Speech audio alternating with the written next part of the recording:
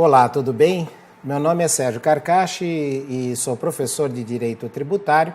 Nós estamos iniciando hoje aqui um curso para que você possa aprender melhor a fazer a sua declaração do imposto de renda da pessoa física, a usar o programa da declaração e também para conhecer um pouquinho melhor a legislação e as opções que você tem de apresentar e prestar as suas contas ao fisco de uma maneira mais correta, evitando a possibilidade de autuação, de cair na malha fina e, ao mesmo tempo, também estar dentro da lei e economizar tributos. Na aula de hoje, nós vamos trazer aqui algumas noções introdutórias para você saber mais ou menos aonde que você está se situando aqui em relação ao imposto de renda.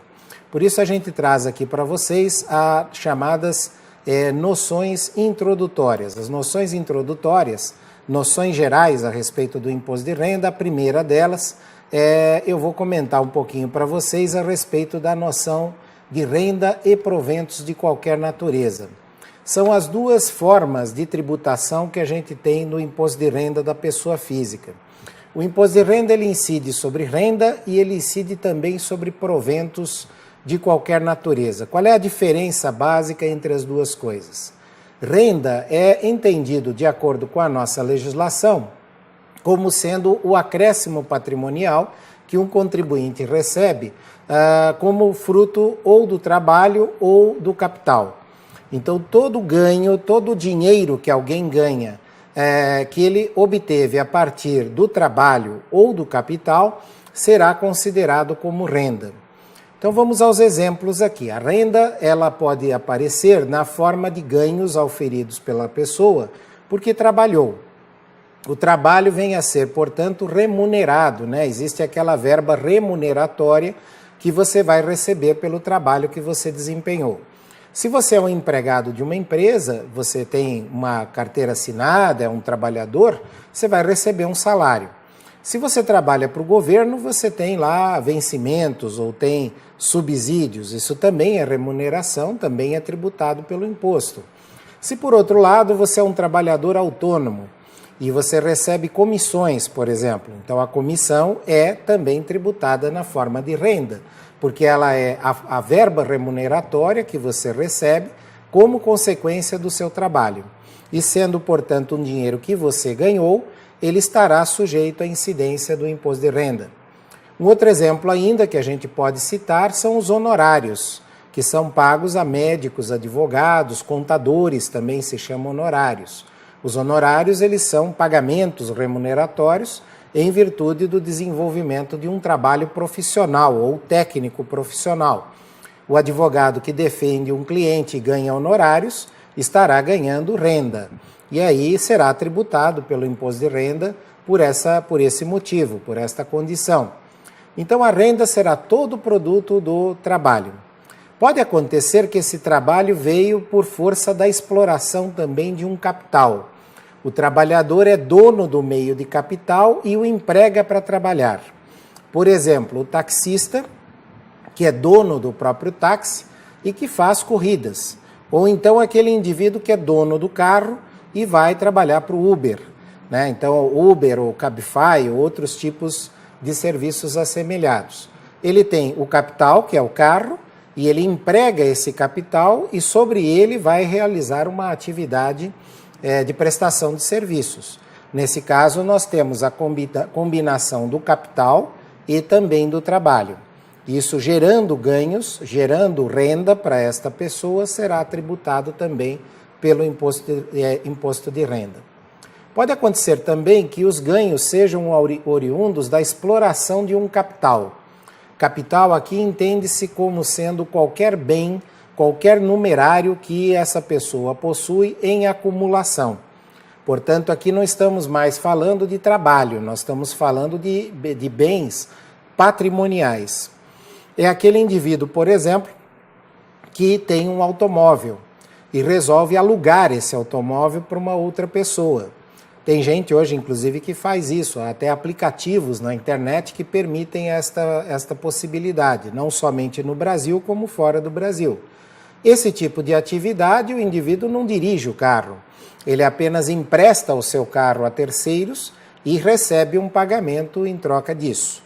Neste caso, nós estamos também falando de uma modalidade de renda, só que esta renda, ao contrário das hipóteses anteriores, não é produto do trabalho, mas ela é produto sim do capital, da exploração do capital. O aluguel de bens, máquinas agrícolas, existe, por exemplo, empresas hoje ou até pessoas físicas que alugam ferramentas, também cai na questão da renda como produto do capital. Temos o caso, que é mais comum na vida real, da pessoa que tem um imóvel sobrando e aluga esse imóvel. Então, os aluguéis são uma espécie de renda, e é uma renda como sendo produto do capital. E aí, portanto, também será tributado pelo imposto de renda. Temos ainda o exemplo dos empréstimos a juros que as pessoas fazem. A pessoa tem lá um dinheiro sobrando, o teu 13º salário, por exemplo, você conseguiu economizar e você vai fazer ali uma aplicação financeira. Você vai colocar aquilo, por exemplo, num fundo de renda fixa, numa letra do Tesouro Nacional, no Tesouro Direto e assim por diante. Você está emprestando esse dinheiro a terceiros e esses terceiros, depois de um determinado tempo, vão te pagar juros. Então, esses juros são também tributados na forma de renda. Então, será todo o produto do capital, do trabalho ou da combinação de ambos, enquadra-se na primeira figura. Qual seria a primeira figura? A figura da renda, que é essa que aparece aqui no primeiro ponto. No segundo aspecto, aqui nós vamos ter os proventos de qualquer natureza, que você viu ali, né? Os proventos são tributados da mesma maneira que a renda, só que o provento ele é um ganho auferido pela pessoa que tem uma natureza diferente da renda. A renda ela é causada pelo trabalho ou pelo capital ou por ambos. Os proventos são ganhos que essa pessoa vai auferir, mas que não são enquadráveis no conceito de renda. Por isso aqui nós vamos estar falando de outros tipos de ganhos, outros tipos de acréscimos patrimoniais que este contribuinte recebeu. Por exemplo, e o exemplo mais comum que a gente tem de proventos, são os benefícios de aposentadorias e pensões. Uma pessoa que recebe uma aposentadoria do INSS, ou de um fundo de previdência privada, ou uma aposentadoria do serviço público. Temos essa aí do setor público federal, a chamada FUNPRESP, que é também um fundo de previdência privada. Temos a Previ, temos a FUNCEF, temos várias outras, a Petros, por exemplo, né? São todos fundos de previdência privada que, a partir do momento em que o contribuinte se aposenta, ele passa a receber esses benefícios. Esses benefícios não podemos dizer que eles sejam produto do trabalho, porque a pessoa que está aposentada, por definição, ganha para não trabalhar. Também não é produto do capital, porque apesar desta pessoa ter contribuído para a Previdência não é equiparável a uma poupança ou uma aplicação financeira, ela é mais próxima do conceito de seguro, até porque uma pessoa pode pagar a Previdência e morrer antes de se aposentar. Por isso não haverá, a princípio, aquela relação de sacar um dinheiro que foi depositado, não é essa a lógica da Previdência. Por isso aqui a gente tem o conceito de proventos, por isso que as aposentadorias, as pensões, a reforma, no caso dos militares, os montepios, eles são todos exemplos de proventos de qualquer natureza e são assim designados. A tributação na prática é a mesma.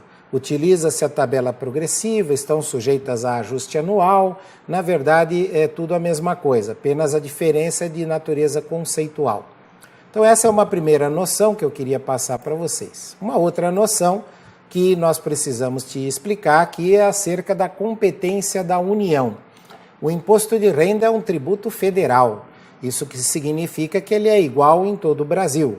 Isso em regra, porque haverão alguns programas e incentivos fiscais, mas esses são mais comuns para as empresas, acabam não atingindo as pessoas físicas. Por isso, a princípio, uma pessoa que auferiu renda em Belém do Pará vai pagar o mesmo imposto de renda do que aquela pessoa que está no Rio Grande do Sul, por exemplo, ou em Santa Catarina, ou em São Paulo, ou até mesmo no centro-oeste do Brasil. Em qualquer lugar do território nacional, a lei é a mesma. E a declaração do imposto de renda também é a mesma. Veja que é obrigado a declarar o imposto de renda também as pessoas que estão fora do Brasil. Não somente aqueles que estão dentro do Brasil, mas quem reside fora do território nacional, ainda que não seja brasileiro.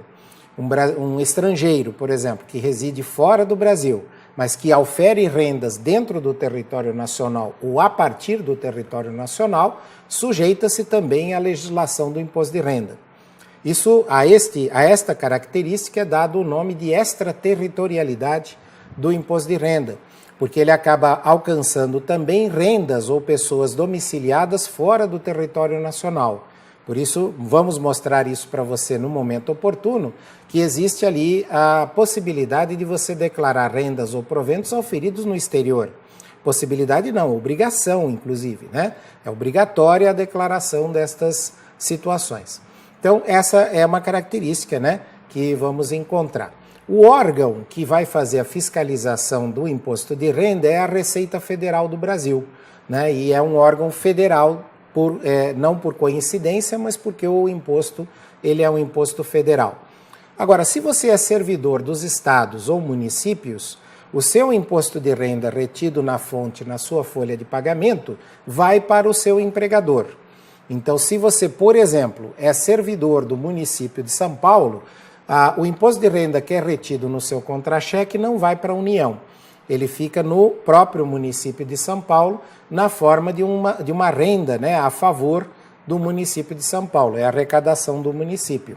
Se, ao contrário, você é servidor público do estado de Santa Catarina, o seu imposto de renda é retido em favor do estado de Santa Catarina, ainda que você trabalhe para uma autarquia ou fundação do estado. Ele vai para os cofres públicos do respectivo estado ao qual você está vinculado.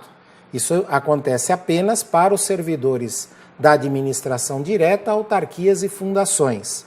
Empresas públicas e sociedades de economia mista, o imposto é recolhido para a Receita Federal do Brasil. Ok? Mais uma noção aqui que eu quero te passar é a respeito dos regimes de apuração, sendo que os regimes de apuração, o primeiro deles é o chamado Sistema do Ajuste Anual, que ele é designado ali na nomenclatura dos manuais da Receita Federal como DAA, Declaração de Ajuste Anual. Esse sistema de apuração para a pessoa física ele vai corresponder à maior parte das rendas ou proventos.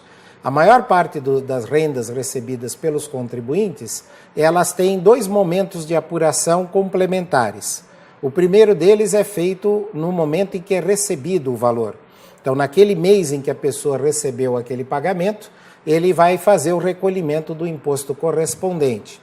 Fará ele próprio contribuinte quando ele for um contribuinte autônomo, que recebe o seu rendimento de pessoa física, ou ainda quando ele tiver que fazer esse recolhimento como profissional liberal.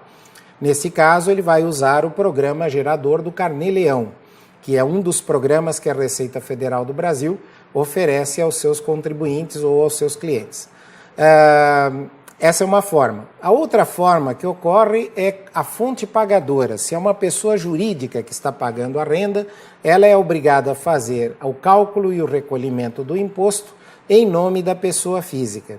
E isso é feito, portanto, o recolhimento pelo período mensal. Agora, esse recolhimento depois ele é ajustado numa declaração de ajuste anual que vai acontecer no ano seguinte ao recebimento.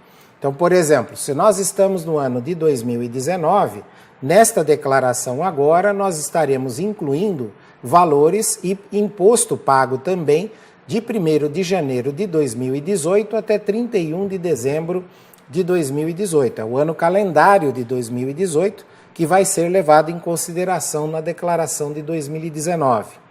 Na declaração é feito o cálculo pelo período anual. Então, aí soma-se todos os rendimentos recebidos no ano, apura-se o imposto que é devido em relação a esses rendimentos, compara-se ao que foi já retido na fonte ou recolhido mensalmente pelo Carnê-Leão, esse valor é abatido do imposto a pagar e, se houver diferença, o contribuinte vai pagar esse valor. Se, ao contrário, na declaração de ajuste anual se constata que este contribuinte recolheu a maior durante o ano calendário, então aí ele terá o direito à restituição, que é isso que a gente chama e ouve falar por aí de restituição do imposto de renda. Tudo bem? Então esse é o sistema do ajuste anual, ao qual se submete a maior parte dos rendimentos tributáveis. Então, salários, por exemplo, aluguéis, todos eles estarão sujeitos a esse mecanismo. Há um outro regime de apuração, entretanto, que também acontece para a pessoa física, que é a chamada tributação exclusiva e a tributação definitiva. Na verdade, são dois regimes diferentes. A tributação exclusiva, ela vai acontecer da seguinte maneira. São certos tipos de rendimentos que este contribuinte recebe que vão recolher o imposto somente no mês, somente na época em que foram recebidos. Não há ajuste anual depois na declaração do ano seguinte. Alguns rendimentos entram dentro desse contexto, nós teremos uma aula para tratar desse assunto especificamente, mas, por exemplo, a gente tem o caso do 13º salário.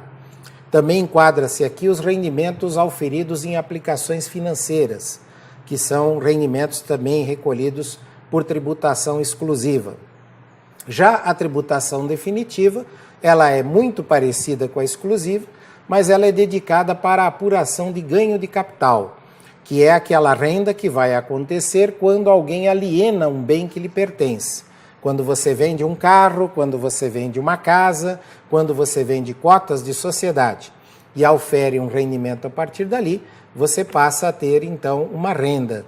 E essa apuração não é feita pelo ajuste anual, ela é feita por tributação definitiva. Tá ok? Então essas seriam as sistemáticas, né, que nós vamos encontrar de apuração para o imposto de renda da pessoa física.